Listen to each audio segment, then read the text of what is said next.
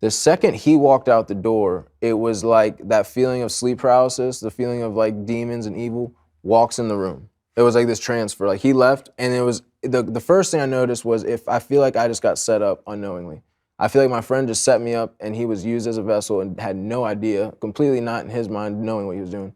But I just got set up here, like Which you did. 100%, Yeah. and that was so clear. And I said, Josh, I said, you took mushrooms. I said, it's all right. You're gonna be okay. I said, you can't die. And the second I said, you can't die, I heard a voice speak in my heart, the same way I always have heard God speak to me. Cross-check everything. It says, who says I can't take your life whenever I want? Who says like, and it wasn't in a way of like anger. It was a checking of my pride. Like, who says I just can't stop your heart whenever I want? Like, what do you mean you can't die? I could just do it now, right? Like, for no reason. You could just drop. And so I'm sitting there, and all of a sudden I realize I'm in this giant hand. So I'm in this hand, and then I see demons right in front of me. And it's all the same demons I've seen in that one overdose. It's like I don't know if they were the exact same ones, but they looked the same. It was the same breed. Same breed, yeah. And except this time, there was like taller ones. Like it was like they were the ones in charge. Like they were higher ranking ones.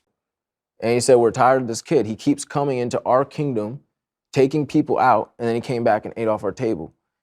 And it hit me right then and there. You're an evangelist.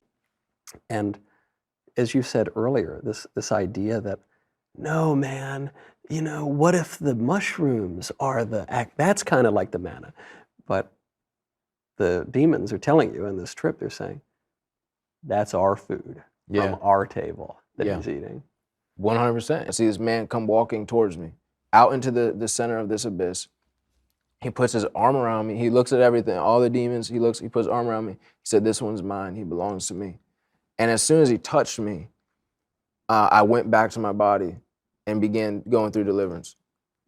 Because Jesus can't touch you. And so everything that I had just allowed into my life, I literally was puking. Like, I never had a painful vomit like that. I was puking my guts out, filling up garbage bags, little like shopping bags. All I could see was his eyes, and his eyes were like almost like the earth. Like they were multiple colors. It wasn't just like, oh, they're blue or brown. It was like there were shades of green, there were shades of blue. It was just like they magnetically like pull you into him, and then it also simultaneously pulls itself into you. It's like this. So everything's just fading away, and it's just he's staring in my eyes. He smiles at me. And so he's smiling at me as if he's happy to see me.